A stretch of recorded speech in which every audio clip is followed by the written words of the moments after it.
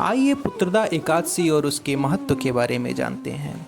यह एकादशी श्रावण मास के शुक्ल पक्ष में आती है, जिसे पुत्रदा एकादशी कहते हैं।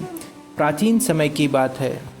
एक बार धर्मराज युधिष्ठिर ने भगवान श्री कृष्ण से पूछा, हे वासुदेव, कृपया मुझे बताइए कि श्रावण मास की शुक्ल पक्ष की एकादशी का क्या नाम है और इसका क्या महत्व है।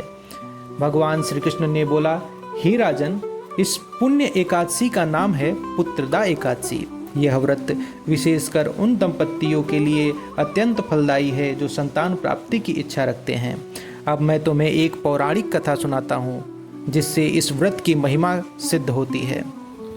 प्राचीन समय की बात है। एक नगर था जिसका नाम माहिष्मतिपुर था, जहाँ के राजा महिजीत थे। राजा महिजीत धार्मिक, न्यायप्रिय और परोपकारी राजा थे, जो अपनी पत्नी और प्रजा से अत्यंत प्रेम करते थे। परंतु वह एक बहुत ही बड़े दुख से पीड़ित थे। उन्हें कोई संतान नहीं थी।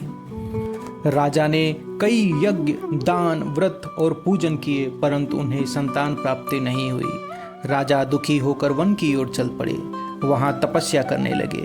उसी समय वहां ऋषि लोमेश आए। उन्होंने राजा से उनकी चिंता का कारण पूछा। राजा ने विनम्रता से उत्तर दिया, हे मुनि, मेरे जीवन में सब कुछ है, पर संतान नहीं।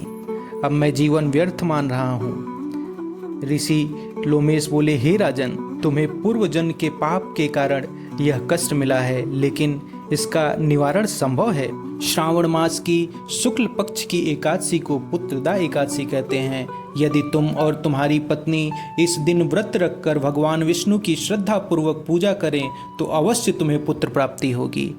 राजा ने लौटकर रानी सहित विधि पूर्वक पुत्रदा एकादशी का व्रत किया।